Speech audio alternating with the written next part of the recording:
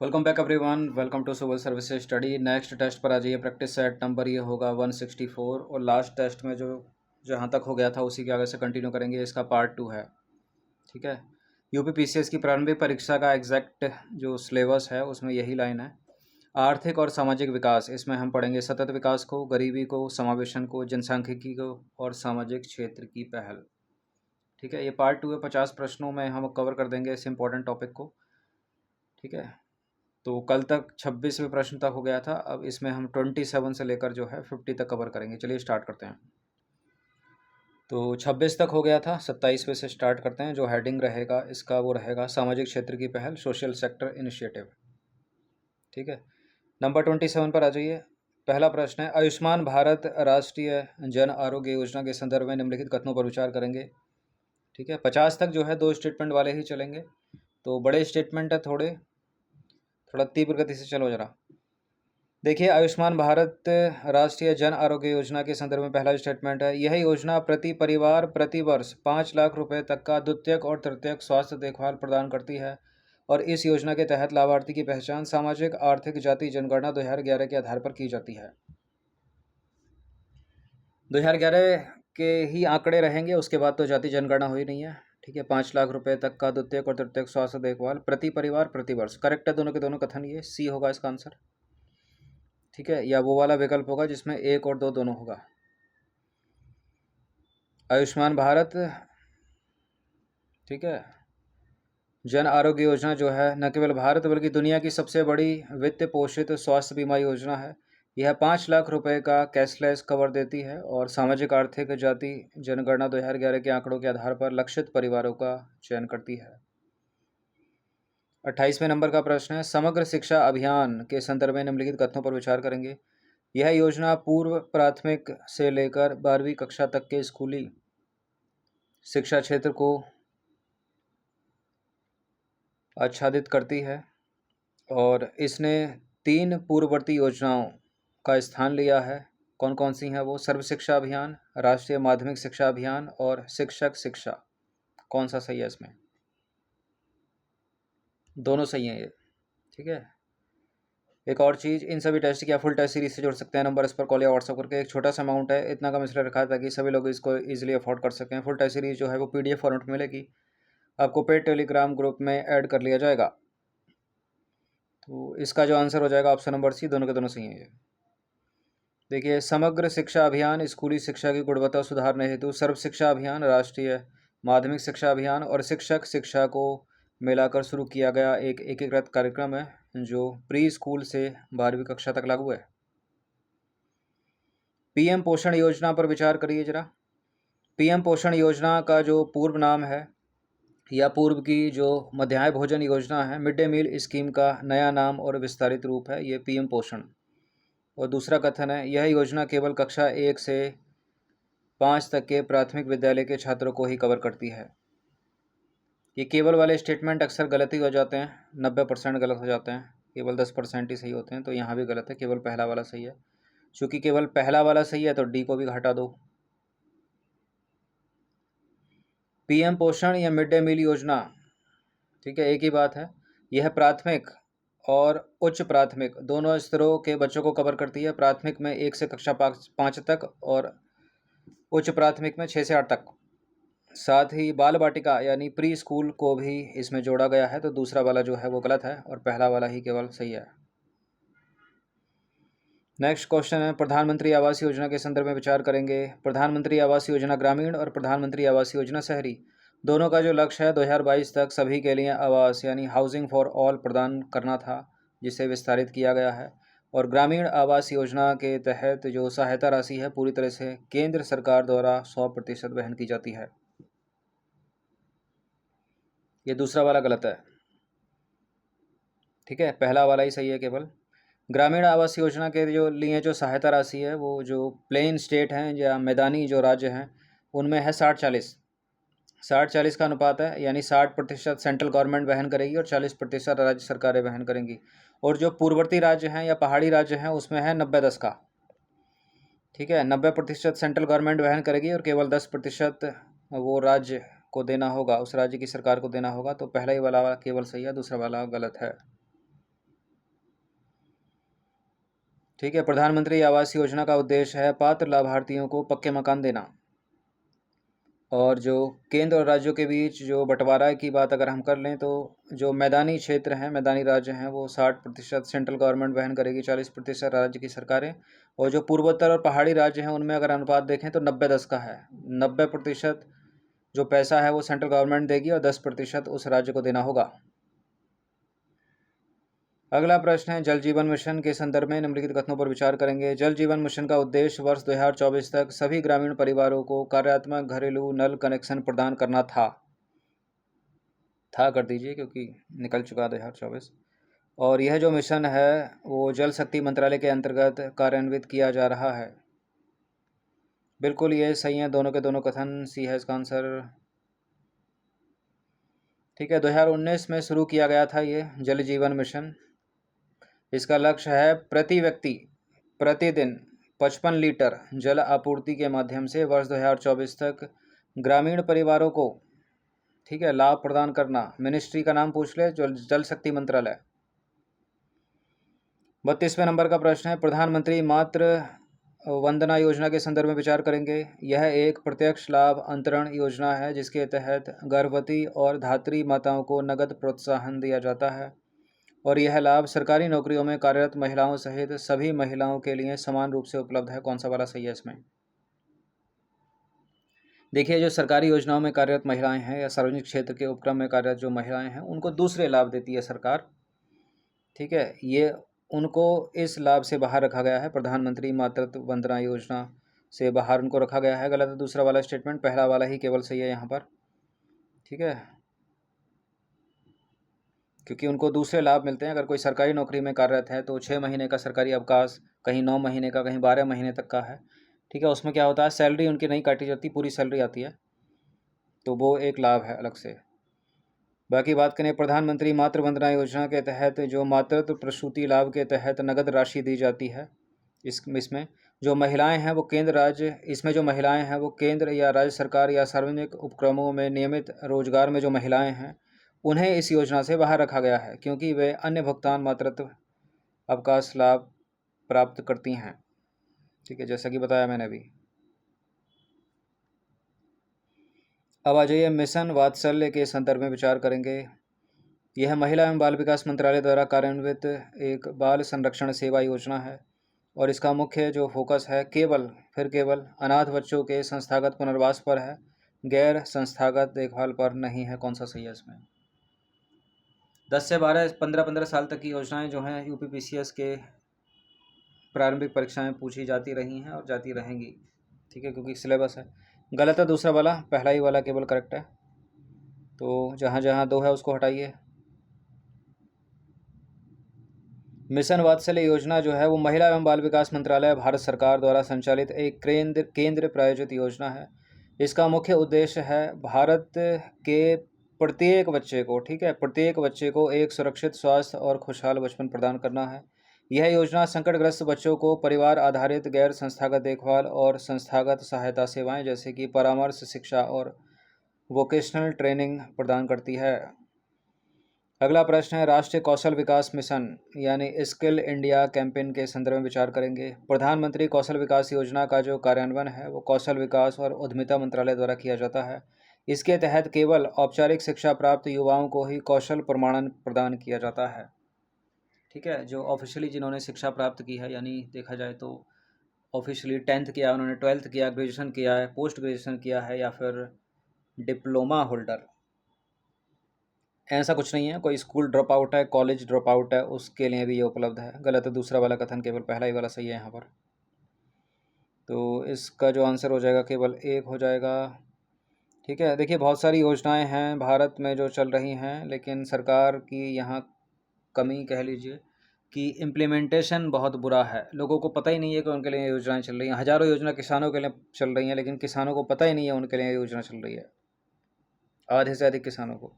तो प्रधानमंत्री कौशल विकास योजना की बात करें तो भारत सरकार की एक प्रमुख कौशल विकास पहल है ये, जिसका उद्देश्य है युवाओं को उद्योग प्रासंगिक प्रशिक्षण प्रदान करके रोजगार योग्य बनाना। यह योजना कौशल विकास और उद्यमिता मंत्रालय के तहत चलाई जा रही है।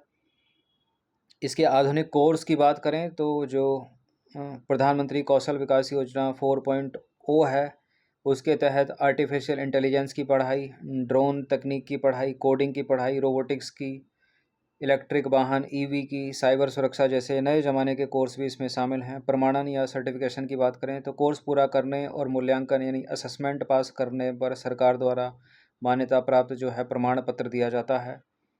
अब आ गई इसकी पात्रता की बात, जिसमें एलिमिनेट होगा अपना दूसरा स्टेटमेंट। कोई भी बेरोजगार भारतीय नागरिक, ठीक है, स्कूल या कॉलेज का ड्रॉप आउट या युवा जो अपने कौशल यानी स्किल को बढ़ाना चाहता है तो वे इसमें आवेदन कर सकता है। इसलिए गलत है दूसरा वाला स्टेटमेंट कि ऑफिशियली शिक्षक होना चाहिए, वो शिक्षित होना चाहिए वो। 35वां प्रश्न है पीएम विश्वकर्मा योजना, पीएम विश्वकर्मा स्कीम। यह योजना पारंपरिक कारीगरों और शिल्पकारों को अंत से अंत यानी एंड टू एंड सहायता प्रदान करने के लिए शुरू की गई है। इसके तहत बिना किसी संपार्श्विक यानी कोलेट्रल के रियायती ब्याज दर पर ऋण प्रदान किया जाता है, मात्र 5% पर। ठीक है, जैसे कि कारीगर हो गए, कारपेंटर हो गए। लेकिन मुद्दा यहाँ यह है कि पता ही नहीं है उनको, उनके लिए योजना चल रही है आधे से अधिक को। तो करेक्ट है दोनों के दोनों कथन, सी है इसका आंसर। पीएम विश्वकर्मा योजना गुरु शिष्य परंपरा से जुड़े कारीगरों जैसे कि बुनकर हो गए, लोहार हो गए, बढ़ई हो गए, इनको कौशल ट्रेनिंग, टूल किट और बिना किसी गारंटी के रियायती, कोई गारंटी नहीं, ठीक है, और जो ब्याज दर है वो भी बहुत कम है, 5% पर ऋण मिलेगा उनको। राष्ट्रीय सामाजिक सहायता कार्यक्रम के संदर्भ में विचार करेंगे। यह संविधान के अनुच्छेद 41 के तहत राज्य के नीति निषेध तत्वों की पूर्ति हेतु शुरू की गई योजना है। यह केवल, फिर केवल आ गया, ग्रामीण क्षेत्रों में गरीबी रेखा के नीचे यानी बीपीएल परिवार के जो वरिष्ठ नागरिक हैं उनको ही पेंशन प्रदान करता है। राष्ट्रीय सामाजिक सहायता कार्यक्रम, पहला वाला सही, दूसरा वाला गलत। राष्ट्रीय सामाजिक सहायता कार्यक्रम ग्रामीण और शहरी दोनों, ठीक है, ग्रामीण और शहरी दोनों क्षेत्रों के बीपीएल परिवारों के बुजुर्गों को, विधवाओं और दिव्यांग व्यक्तियों को वित्तीय सहायता प्रदान करता है। इंदिरा गांधी राष्ट्रीय वृद्धावस्था या विधवा या दिव्यांगता पेंशन। दीनदयाल उपाध्याय ग्रामीण कौशल्या योजना के संदर्भ में विचार करेंगे। यह राष्ट्रीय ग्रामीण आजीविका मिशन का एक हिस्सा है और दूसरा है। इसका मुख्य उद्देश्य ग्रामीण गरीब युवाओं को मांग आधारित कौशल प्रदान करके वेतन रोजगार से जोड़ना है। बिल्कुल ये करेक्ट है दोनों के दोनों कथन, सी है इसका आंसर। ठीक है, ग्रामीण विकास मंत्रालय है और जो ग्रामीण युवा हैं उनका कौशल विकास और प्लेसमेंट पर केंद्रित है योजना, और जो उम्र है उनकी 15 से 35 वर्ष के होने चाहिए वो। 38वें नंबर का प्रश्न है पीएम श्री योजना, पीएम श्री योजना के संदर्भ में विचार करेंगे। इसके तहत देश भर के 14,500 से अधिक स्कूलों को राष्ट्रीय शिक्षा नीति 2020 यानी न्यू एजुकेशन पॉलिसी 2020 के मॉडल स्कूलों के रूप में विकसित किया जाएगा। ये स्कूल केवल केंद्र सरकार के स्वामित्व वाले स्कूल होंगे, जैसे कि केवी और एनवी होते हैं। पीएम श्री योजना के बारे में पहला वाला तो सही है, दूसरा वाला फिर गलत है, गलत है केवल वाला। ऐसा नहीं है केवल जो केंद्रीय विद्यालय हैं सेंट्रल वाले वही होंगे, स्टेट के जो या स्थानीय निकाय के जो स्कूल हैं वो भी इसमें शामिल हैं। गलत है दूसरा वाला कथन, पहला सही है। पीएम श्री योजना के तहत केंद्र, राज्य या केंद्र शासित प्रदेश, ठीक है, सरकारों या स्थानीय निकायों द्वारा जो प्रबंधित मौजूदा स्कूलों को मॉडल एनईपी स्कूलों के रूप में उन्नत किया जाएगा। ठीक है, अतः ये केवल केंद्रीय विद्यालयों तक सीमित नहीं है, तो गलत है दूसरा वाला स्टेटमेंट। अमृत योजना के संदर्भ में विचार करेंगे। पहला कथन है यह मुख्य ध्यान, इसका मुख्य ध्यान शहरों में अमृत योजना, ठीक है, अमृत योजना जलापूर्ति, सीवेज और शहरी परिवहन में सुधार पर है, और यह योजना केवल 10 लाख से अधिक आबादी वाले मेगा सिटीज़ में लागू होती है। फिर केवल आ गया इसमें, फिर गलत होगा वो। देखिए अमृत यहाँ इसका एक पूर्ण रूप भी है, अटल नवीकरण और शहरी परिवर्तन मिशन। मुख्य रूप से बुनियादी ढांचे जैसे कि जल आपूर्ति, सीवेज और हरित स्थानों पर केंद्रित है। ठीक है, यह 1 लाख से अधिक जनसंख्या वाले 500 चयनित शहरों में लागू किया गया है, ना कि केवल मेगा सिटीज़ में। गलत है दूसरा। अब आ जाइए, मिशन सक्षम आंगनबाड़ी और पोषण 2.0 के संदर्भ में विचार करेंगे। यह बच्चों, गर्भवती महिलाओं और धात्री माताओं में कुपोषण की चुनौतियों से निपटने हेतु एकीकरण पोषण सहायता कार्यक्रम है।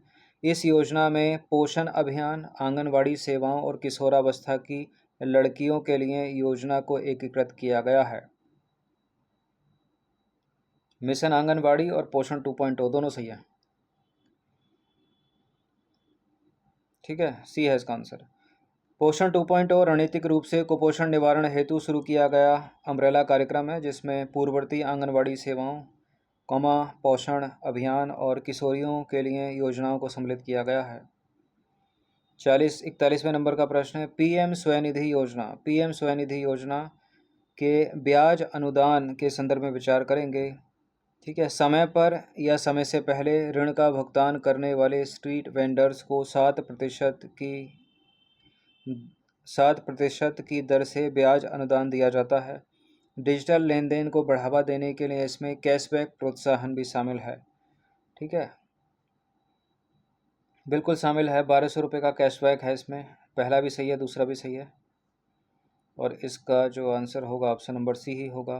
पीएम स्वनिधि योजना में नियत समय पर ऋण चुकाने पर 7% सब्सिडी डायरेक्ट बैंक ट्रांसफ़र के जरिए मिलती है, और डिजिटल भुगतान करने पर सालाना जो है 1200 रुपये तक का कैशबैक प्रोत्साहन मिलता है। ये जो सीरीज़ है, इसकी फुल टेस्ट सीरीज़ से जुड़ सकते हैं आप। Full test series PDF form में मिलेगी आपको, पेड टेलीग्राम ग्रुप में ऐड कर लिया जाएगा। ये नंबर इस पर कॉल या व्हाट्सएप कर दीजिए। अगला प्रश्न है, प्रधानमंत्री श्रम योगी मानधन योजना के संदर्भ में विचार करेंगे। यह असंगठित क्षेत्र के श्रमिकों के लिए एक वृद्धावस्था सुरक्षा और स्व अंशदायी पेंशन योजना है। 60 वर्ष की आयु प्राप्त करने के बाद पात्र लाभार्थी को 6,000 रुपये प्रति माह की न्यूनतम सुनिश्चित पेंशन मिलेगी। उपरोक्त कथनों में से कौन सा से सही है? उपरोक्त कथनों में से कौन सा से सही है? दो बार क्या हो गया, एक ही बार काफ़ी है। देखिए, 6,000 बहुत ज़्यादा है। 3,000 रुपये की मिलेगी प्रति महीना। ठीक है, इतना ज़्यादा पैसा अगर सरकार करने को तो कर सकती है, लेकिन उसका भी तो कर्जा बढ़ेगा। भारत सरकार खुद ही कर्जे में। केवल पहले ही वाला सही है। ठीक है, पीएम स्वनिधि कौन सी है? ये पीएम श्रम योगी मानधन योजना। असंगठित श्रमिकों, ठीक है, उम्र कितनी होनी चाहिए? 18 से 40 वर्ष की आयु के। ठीक है, और 60 वर्ष पूरा होने पर 3,000 रुपये प्रति महीना, न कि 6,000 की न्यूनतम निश्चित पेंशन प्रदान की जाएगी।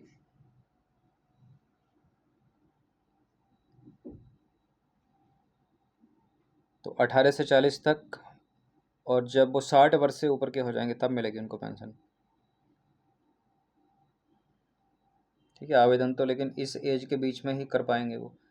43वें नंबर का प्रश्न है, महिला सशक्तिकरण हेतु जो मिशन शक्ति है उसके 2 घटक के संदर्भ में विचार कीजिए। एक है संबल, दूसरा है सामर्थ्य। संबल और सामर्थ्य।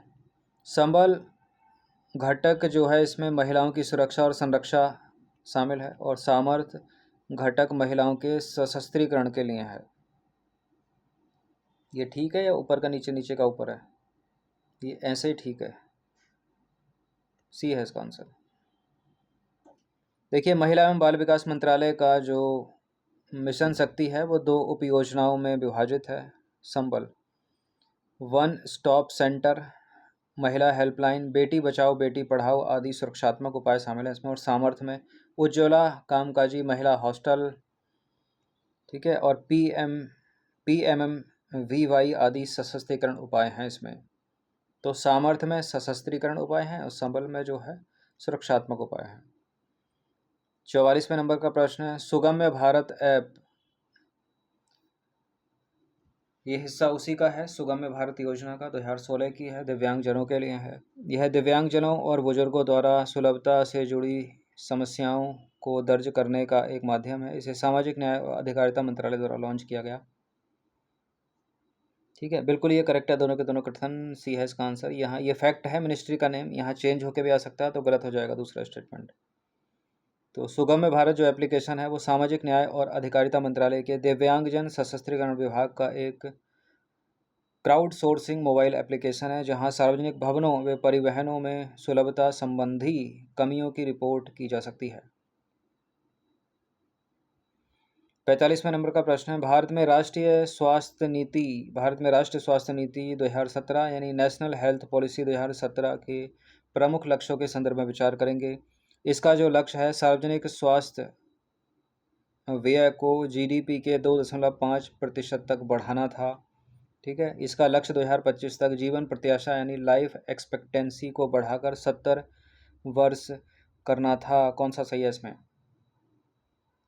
देखिए, जो नेशनल हेल्थ पॉलिसी थी 2017 की, उसका जो लक्ष्य था 2025 तक जो हेल्थ के ऊपर पैसा खर्च करना है सरकार को, या जो सार्वजनिक स्वास्थ्य खर्च है उसको जीडीपी के 2.5% तक बढ़ाना था।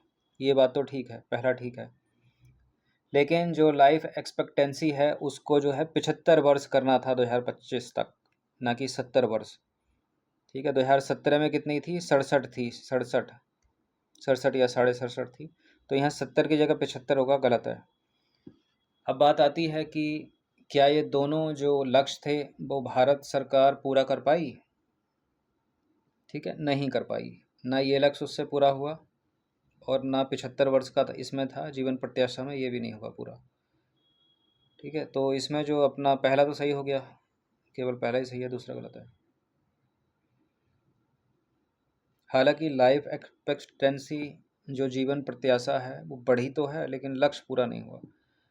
देखिए, राष्ट्रीय स्वास्थ्य नीति 2017 का जो मुख्य लक्ष्य है, स्वास्थ्य खर्च को जीडीपी के 2.5% तक ले जाना था। इसका लक्ष्य जन्म के समय जीवन प्रत्याशा को 67.5 यानी 67.5% से बढ़ाकर 2025 तक 70 वर्ष नहीं बल्कि 75 वर्ष करना था। तो पहला सही है, दूसरा गलत है।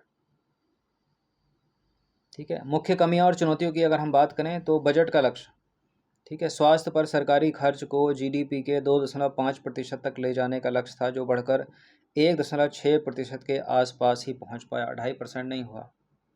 ठीक है, बुनियादी ढांचे की बात करें तो ग्रामीण क्षेत्रों में आज भी डॉक्टरों और पैरामेडिकल जो स्टाफ है उसकी भारी कमी है। भारत में बहुत सारी चीज़ों की कमी है। ठीक है, कोर्ट में जजों की कमी है,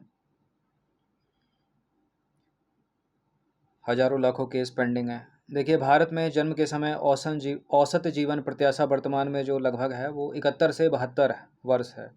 स्वास्थ्य सेवाओं में सुधार के कारण इसमें लगातार वृद्धि तो हुई है, लेकिन जो लक्ष्य था 75 वर्ष का, वहाँ तक तो नहीं पहुँची।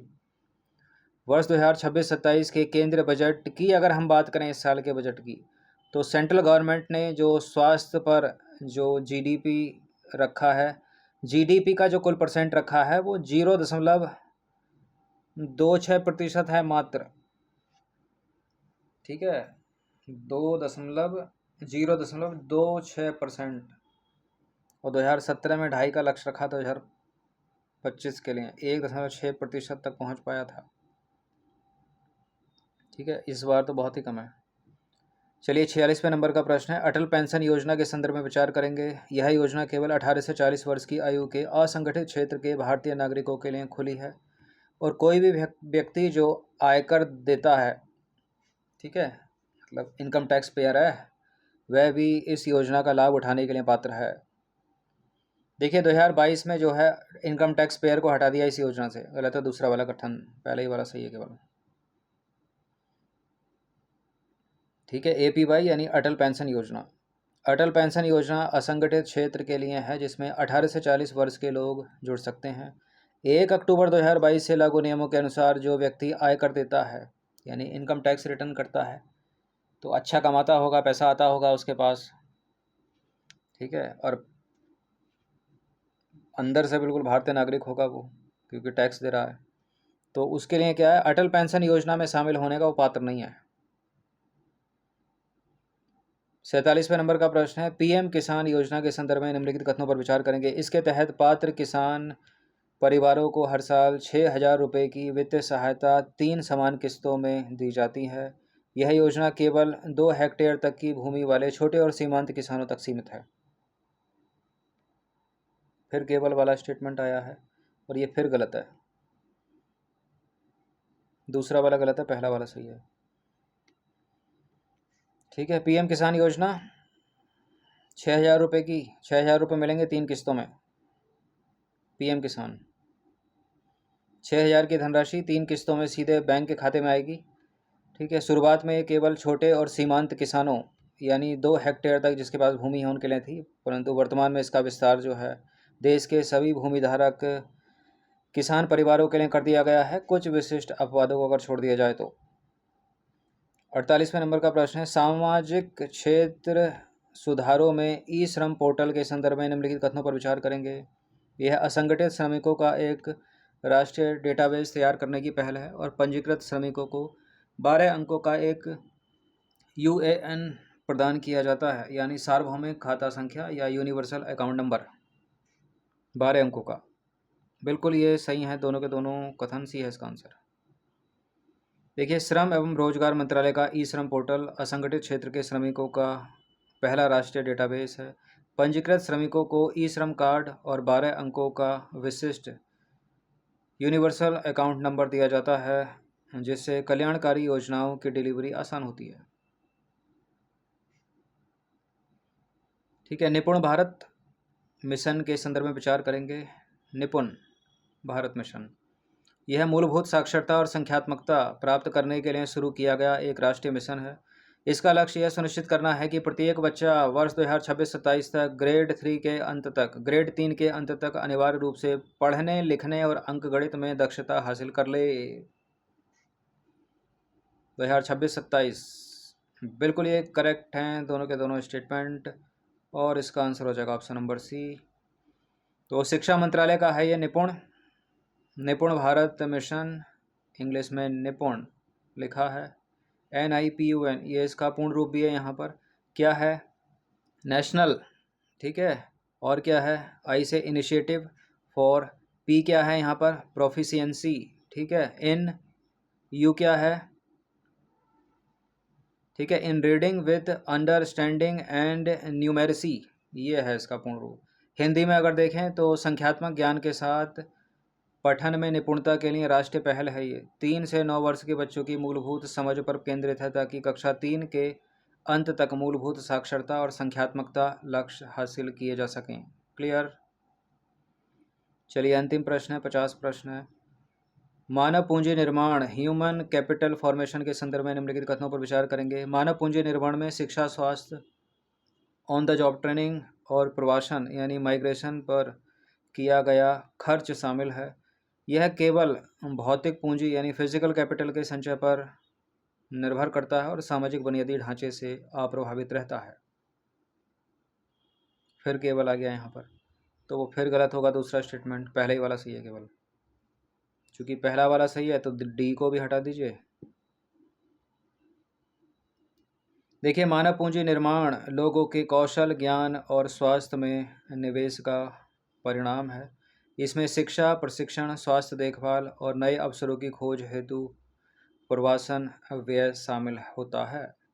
यह सामाजिक और संस्थागत ढांचे से गहराई से प्रभावित होता है, तो दूसरा वाला जो है वो गलत है। ठीक है, सामाजिक और संस्थागत ढांचे से गहराई से प्रभावित होता है। दूसरा स्टेटमेंट क्या कह रहा था? ये केवल भौतिक पूंजी के संचय पर निर्भर करता है, सामाजिक बुनियादी ढांचे से अप्रभावित रहता है, जबकि सामाजिक बुनियादी ढांचे से प्रभावित रहता है। तो ये 50 प्रश्न कवर कर दिए हमने 2 टेस्ट में। ठीक है, इम्पोर्टेंट है, प्रैक्टिस इनकी कर लीजिएगा। फुल टेस्ट सीरीज़ से आप जुड़ सकते हैं, नंबर इस पर कॉल या व्हाट्सअप करके। ठीक है, फुल टेस्ट सीरीज़ आपको PDF फॉर्म में मिलेगी, आप प्रिंट आउट करा कर भी प्रैक्टिस कर सकते हो जो वीडियोज़ देखना नहीं चाहता।